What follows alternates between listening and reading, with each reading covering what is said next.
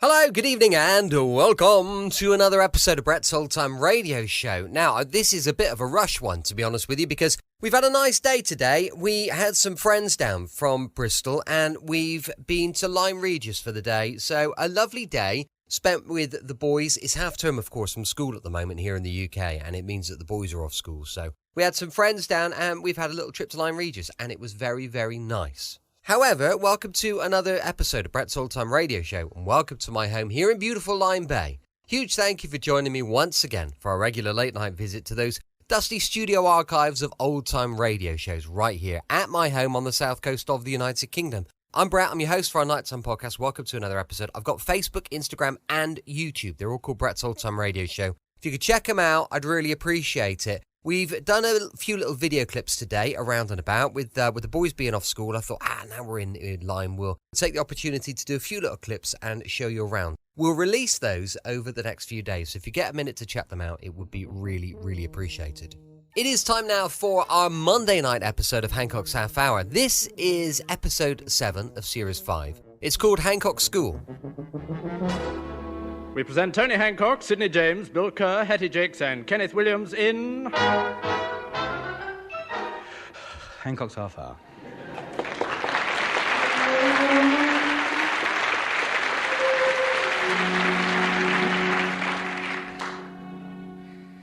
Now, come on, William. Now, try it once more. No, Tub, it's no good. I can't do it. Of course you can do it. It's just a question of practice. Now, come on. Have a go. Don't give in now. You've done quite well so far. Now, don't let it get the better of you. Yeah, but, Tub, I'm not very good at this sort of thing. Look, I know it's difficult for you, but you must persevere. Now, come on. One more try. Go. The cat sat on the mat. See, you can do it. You can do it when you try. Now read it without the pictures. Oh, no, Tub, I don't think I can do that. I've got to have something to go by. All right, well, I'll explain the words to you, and you memorize them. Now, cat is spelt C-A-T, and that's the cat there, and that's the mat, M-A-T, and that is the cat sitting on the mat. Sitting? You said it was the cat sat on the mat. Yes, well, you see, sitting is the present participle of the verb to sit, of which sat is the past participle. Are you coming down to the cafe for a cup of tea? No, I am not. You've got another 2 hours' work to do before playtime. Oh, Tub, I don't want to do any more lessons. What do I need them for? I use bigger words than cat and mat all day long. I know you use them, but you don't know what they look like in print. If I wrote them down on paper, you'd be completely mystified. If you're going to learn how to read and write, you've got to start right at the very beginning. There is no shortcut to literacy. Got to go about it as if you're a child of 3 going to school for the first time. Where's that? Where's what? Literacy. What are you talking about? You said there was no shortcut to it. That's right. Well, how did you get there, then? William, literacy is not a place. What is it, then? It's a state of being. Being what? Being literate. Oh. My dog had 2 literates once. There were 7 and 8. Your dog did not have literates. Your dog had litters. L-I-T-E-R-S.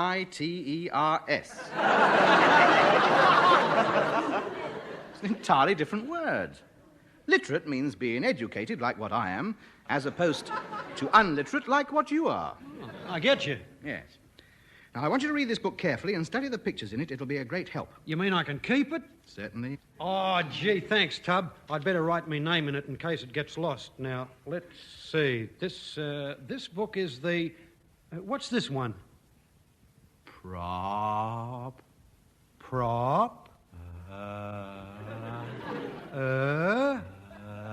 Tea.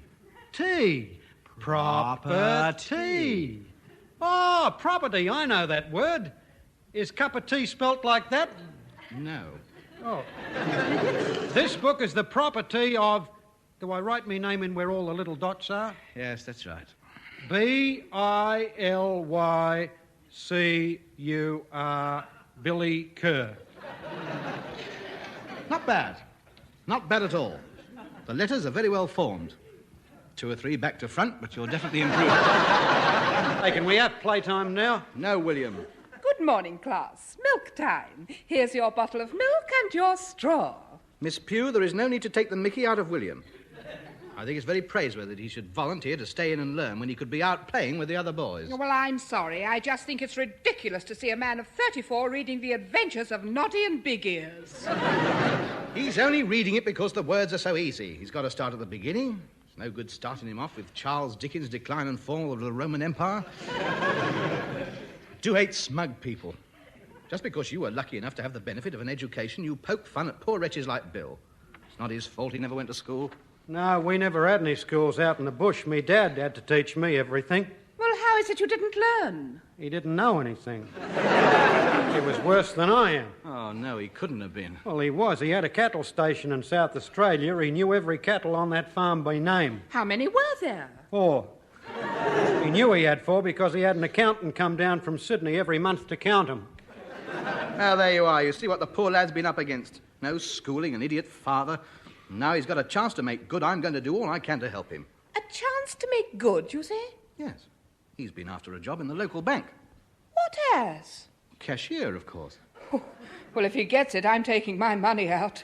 Cashier? Ridiculous. It is not ridiculous. He'll be all right when I've finished educating him. He's done very well in this short time. Go on, Bill. Show her how you count up to 10. 1, 4, 2, 9, 7, 3, 6, 8, 5, 10. There you are. They're all there. Just got to get him in the right order. He'll be manager in no time. Don't you think he'd do better to have a qualified teacher? I've got my qualifications. Seem to forget I was last year installed as rector of Mrs. Cravat's day and boarding school, Houndsditch. No mean achievement, that, mate. School with a very trying tradition. Do you realise that no less than 30% of the boys leaving that school get jobs? And I was in at Cambridge, first reserve in the Royal Tiddlywink team.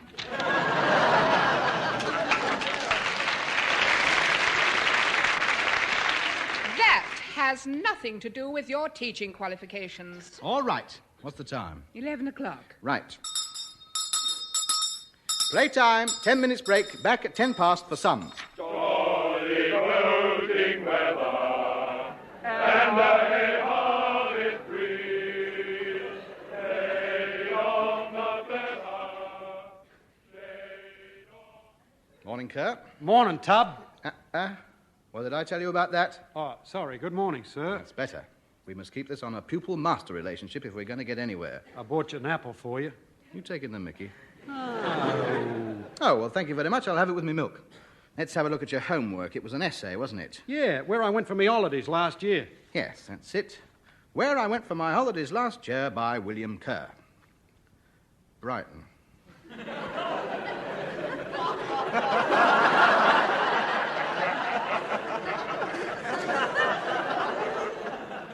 Is that all there is? Yeah. It's not very long, is it? Well, I was only there 2 days. Oh, couldn't you have used a bit of imagination? Brighton? Brighton. How can I judge how good it is on that? Didn't you go anywhere? No, it rained all the time. Well, what about your hotel? You must have got up to something there. Oh, yeah, I did. Well... Yeah, well, that's it then. Put it down. No, perhaps not. Miss Pugh might pick it up. You don't have any Frank Harris memoirs around here. Hey, how many marks are you going to give me for it? I am not giving you any marks for that. Oh. All right, all right. 1 out of 10 because you kept the page clean. What else have you done? Spelling. Oh, yes, your spelling is atrocious. Let's see what you've done. Well, there's a good start. Spelling. S-P-E-L-I-N-G. Well, that one's right. That's right, that's right. Oh, no, William. There's only 1 K in cyclist. Write that out 100 times. Did you do the lines I gave you yesterday? Yeah. Show me. William, when I give you 100 lines, I don't expect 100 lines to be drawn with a pencil and a ruler. I want something on them. Go and stand in the corner. There's a gentleman here to see you. I'm sorry, I can't see anybody during class. Well, he says it's about something that will be to your advantage as a teacher. Oh, in that case, it is my duty to see him. Who is he? Well, he asked me not to give you his name, otherwise you wouldn't see him. Show him in. This way. Hello, Hancock. Pay attention, class. We shall now most likely have a lesson on the loopholes in the income tax laws. I won't take up too much of your valuable time, Professor. I'm here on business that will appeal to you. I hear you've gone into the teaching profession. Well, I am giving one of our more unfortunate layabout friends the benefits of my own classical education, yes. Oh, yes, a very noble profession, teaching. Plato, Homer, Euripides, all them other great Chinese philosophers. Ah, yes, great men. Gents, every one of them. Yep. Well, I feel proud that in my own humble way, I too can help the fruits of knowledge grow in the orchard of ignorance. Nicely put. I represent the Sidney James Educational Supply Company.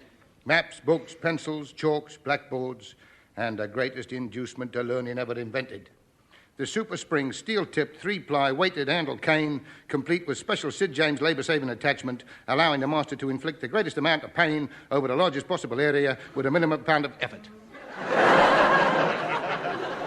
All at competitive prices, higher purchase terms arranged. No, I don't think we're interested, Sid. We're doing very well as we are. No seat of learning is complete without the treasures I got inside this case.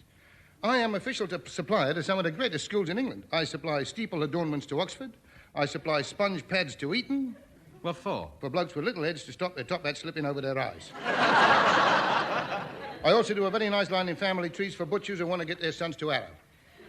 I think you got it wrong, Sid. I'm not running a school. I'm just teaching privately. Ah, yes, maybe now you are, but your reputation is spreading, son. You're the talk of the hand and racket since they've seen what you've done for Bill. He goes in there now, he adds up his own darts score. He's also found out that there's more than 16 bob in a pound, which has given a landlord the dead needle who was making a fortune out of him. They're so impressed, well, I want to tell you, there's been some talk about some of them sending their kids to you for teaching. Well, it's very flattering, but I'm not a schoolmaster. I mean, that's Jimmy Edwards' meat, not mine. I'm only helping Bill out. And what a marvellous job you made of it, boy. They're openly referring to you as another Svengali. Oh, no, never. It's nothing like that. It's just I suppose they have got rather compelling eyes. They burn into people, you know. Now I think of it, quite a lot of girls shudder when I look at them. It's my eyes. It makes them shiver with desire. They have to turn their head away. They can't look at me. Yeah, I noticed it. Yeah. I have to wear dark glasses at the Palais in case they go berserk. Oh, old Rasputin had the same trouble. His eyes, you know. We're exactly the same. Different haircuts, that's all. I think I get it from his Spanish grandmother, you know. Eyes like paperweights, she has. You know, the ones that snow when you tip them upside down. Remarkable woman. Carmen Hancock, her name was. She worked in a marmalade factory in Seville. Yes. They still talk about her eyes in Spain. She stopped a bull dead at 20 yards. What are you talking about? Oh, I'm sorry. I was digressing. Where were we? I was telling you how they're referring to you as the professor at 23 Railway Cuttings. They've got more confidence in you than the schools round here. You become a legend. The wise old sage of East Cheam. Well, mind you, I've always commanded respect, haven't I? Of course you have. Look how the pub goes quiet when you start explaining how Zeta works. If I were you, I'd cash in on this. How? Turn this place into a private school. Professor Hancock's Private Academy for Young Gentlemen. You'll have Indian Maharajas here, diplomats' sons, princes. It'll be like bringing Cheam School back to Cheam. No. What are you getting out of this? Not a thing. I'm just proud to be on a payroll of such a praiseworthy project. What payroll? You're going to need a fully paid-up secretary to take care of the finances. The finances? Certainly. Naturally, the school will be fee-paying, I should say 200 nicker a term. I'll take care of that side of it. We can't have the headmaster bothering with such a sordid subject as money. Look, Sid, I don't think so. I couldn't control a bunch of kids. You know, kids and dogs don't take to me. These kids won't play you up, boy. Not with the Sidney James special cane attachment. I got a telescopic one as well. You can reach the back of the class without leaving your desk. Leave it to me, boy. We'll advertise a new school and I'll get the word passed around town saying that you are a great man of letters, all right? You'll have a school full of spotty-faced Herberts in no time. Where can I get a school from? This place will do for an outlet build-up. 7 to 10's in the dining room, 11's to 14's in the lounge, 14's to 16's in the kitchen, over 16's in the bathroom. Now, Sid, I haven't got any facilities here. And that is where the Sidney James Educational Supply Company comes in. Sign this. Well, what is it? Just sign it. I never sign anything without reading There's it. nothing on it yet. I'll write it in later. Now, you know you can trust me. Come on. There's no time to lose. Oh, all right.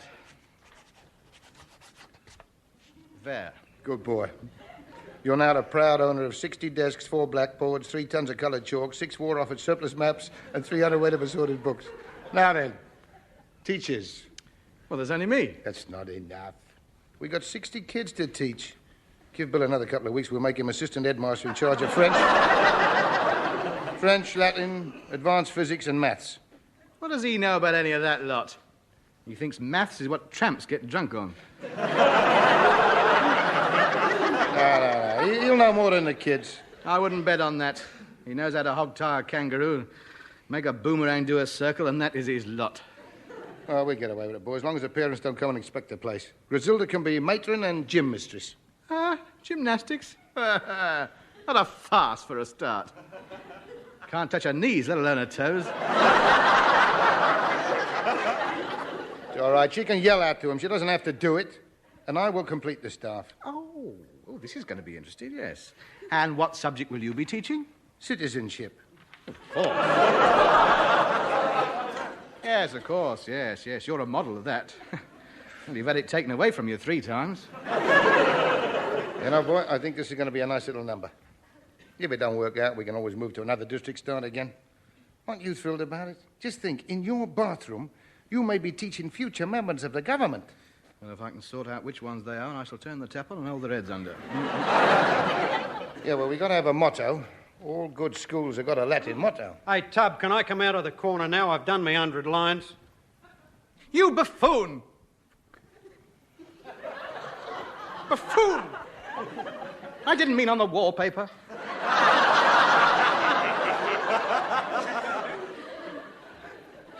Look, right in between me bunches of grapes.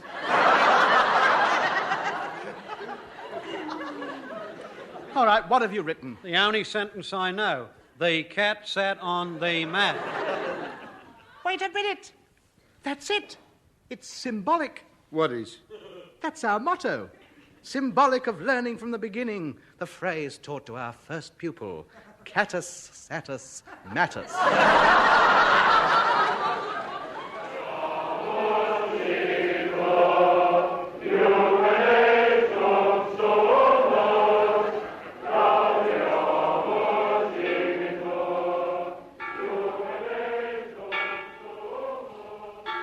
Oh, isn't it exciting, Mr. Hancock? First day of school, the beginning of our first term. Miss Pewitt, might be as well to remember my name is now Professor Hancock, B.A., B.Sc., M.A., Cantab.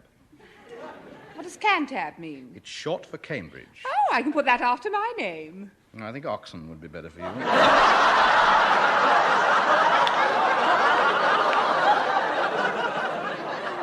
Morning, Tub. Tub? Professor Hancock. Everybody ready to start battle? Oh, stone me. What are you wearing? A mortarboard and gown. What does it look like? I had it specially tailored. Yes, but light blue sharkskin worsted with a tartan lining. It's not right. It's not dignified. I see no reason why a master shouldn't look sharp. Murray made me this, the best in Charing Cross Road.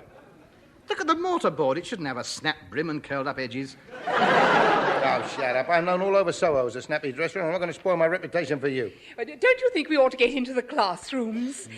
Can't wait to get started, can she? It's a mistake giving her the 18-year-olds. She's right, boy. It's 9 o'clock. They're all in. How many pupils have turned up? We got 10 in each class.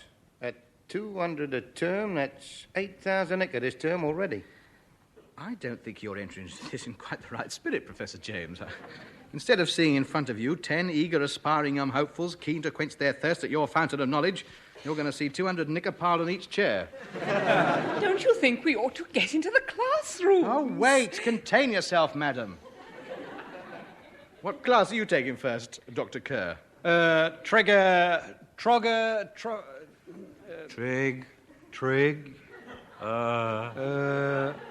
Nom. Tree. Tree. Trigonometry. Trigonometry. Oh, look, take geography, look. Tell them where Australia is. Where is it? You were born there, mate. You ought to know. I only know where it is when I'm there. I know on the map it's down on the bottom on the right-hand side. I told you, Sid. What's going to happen when they go home and the fathers say, well, what did you learn today? And they say, Australia is in the bottom right-hand corner. You'll have the school inspector round here in no time. Dr. Kerr, I think you better tell him you've got laryngitis and tell them to talk amongst themselves. Right, classes, everyone, and remember, we are dedicated people. The responsibility of the future happiness and welfare of these children is in our hands. Go.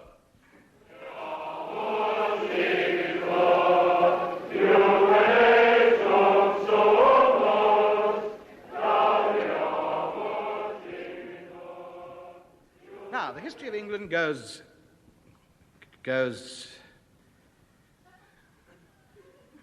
right back into history. The first name one can recall is Nell Gwynn, who jumped into her chariot one day and called upon her fellow Britons, of whom she was queen. Arise, ye Britons, from your slumbers, and let us ride to Londonigan. Which, of course, was the Italian name for London at that time. And furthermore, said Nell Gwynn, let us overthrow these Roman halls. It was Boadicea. Pardon? It was Boadicea. Oh, yes. Let us overthrow these Boadician halls.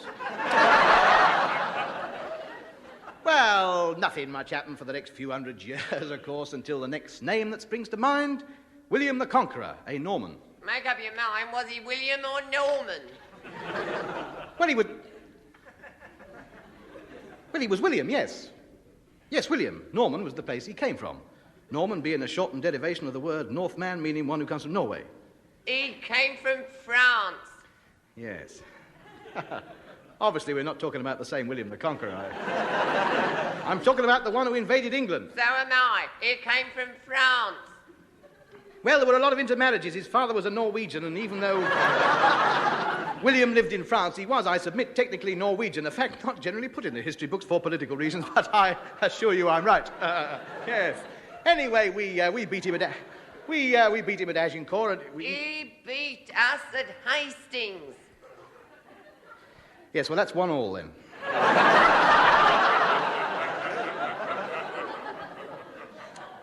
Anyway, his old man, his father, his pot and pan, the Prince of Oslo. The Duke of Normandy. Yes.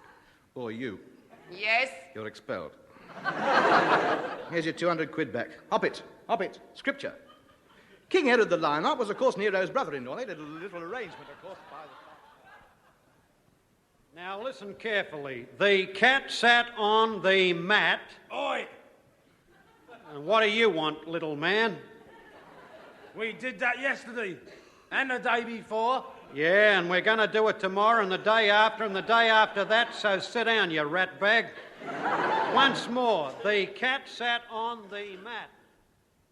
Then you'll knead the dough until it is resilient. Then you'll roll it out with a pin. Then place the fruit in like so. Pop it into the oven, and in 4 hours' time, we have a beautiful, steaming hot cabinet pudding. I'll tell you all what it tasted like tomorrow. And don't forget, I want you all to bring along tomorrow fruit, meat, treacle, and jam. And we can make lots and lots of lovely puddings, which I can try out over the weekend. And now, shepherd's pie. Take 10 pounds of mince. And now, boys, we come to advanced mathematics. Now, you put 2 bob on a 10-to-1 winner.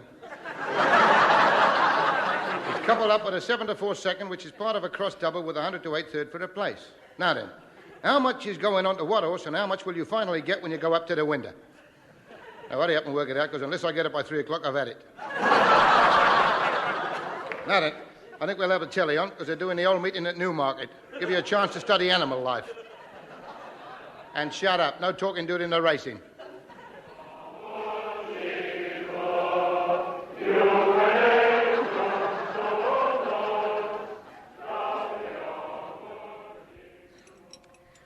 Well, I think we've made a good start, don't you, Sid? Yeah, we're all right now. No complaints from the parents. I think the boys must be passing on the winners, I'm tipping.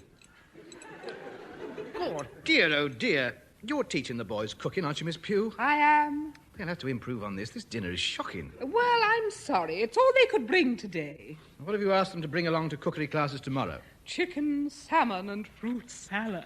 Oh, that's a bit better. I think we'll put the fees up next term. Get a better class of boy in. Might bring some posh grub in. I feel quite provincial sitting down at this rubbish. That's my boy. Their parents think they're bringing it in for themselves. We're doing them a favour. If a boy eats too much food, it dulls his mind. Exactly. Look at you. I resent that. Pray step outside. No punch-ups in the common room. We got an example to set. Hey, do you think I could change me lesson round a bit and said the dog sat on the mat? Of course you can. Oh, good, honey. Classes have been getting a bit boring lately. Excuse me, Professor Hancock, there's a gentleman to see you. Show him in, Biggs. Another parent wants his son here, I suppose. We'll have to start another class out in the air raid shelter at this rate. I feel rather proud I'm helping these children. They respect me, you know. You should have seen my class today. How they sat there agog while I was telling them about Isaac Newton chopping down his father's cherry tree and becoming the first president of South America. Good morning. The door was open, so I came in. £300 a term, take it or leave it. £300 a term is rather a lot, isn't it? That makes you the most expensive school in the country. You've got to pay for quality, mate. Have a sardine. No, thank you. You stand for quality. Yes, a complete higher education the lads here get. Like the story of Isaac Newton chopping down his father's cherry tree. Yes, we teach them all that, yes. And about Robert Louis Stevenson. What did he do? Well, surely you know. Surely. What, the man of your build? Well, I should have thought so, could it be? Yes, Robert Louis Stevenson, yes. He was sitting under a tree waiting for the kettle to boil when an apple fell on his head and he invented the spinning wheel.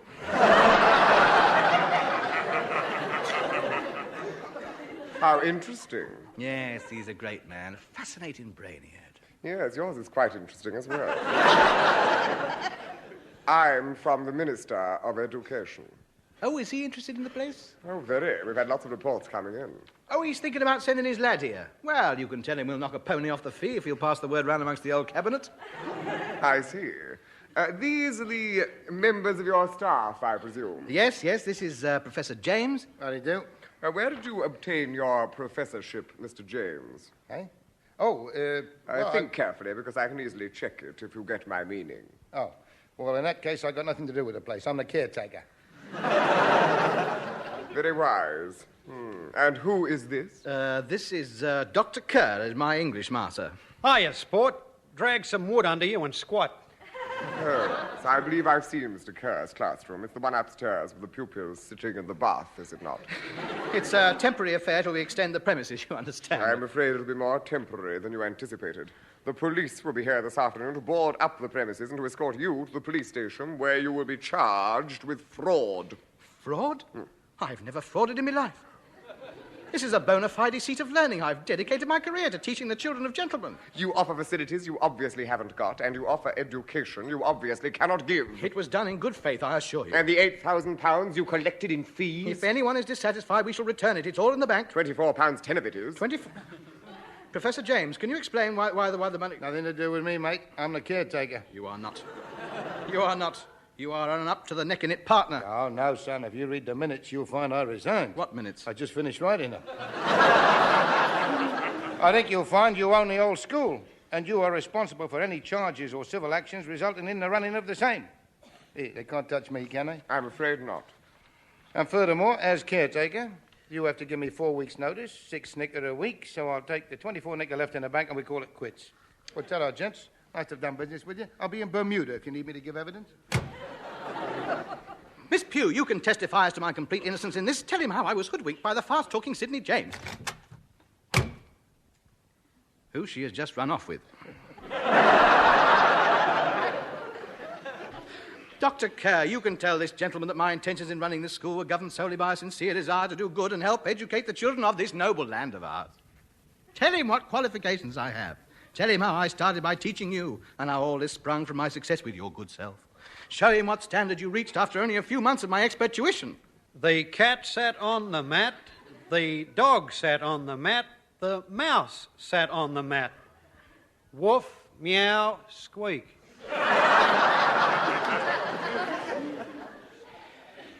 Yes. Well? I understand some of the prisoners are quite keen on being educated. Perhaps if you had a few words with the governor, he'd let me hold classes in my cell. I think a lot of good would come of it because I'm sure they must get rather bored, and I think perhaps I'm just the man to put it right. I'm the last. You the first. You know.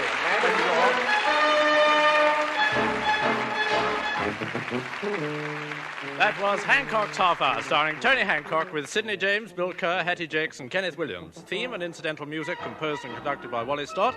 The show written by Alan Simpson and Ray Galton. The program, which was recorded, was produced by Tom Ronald.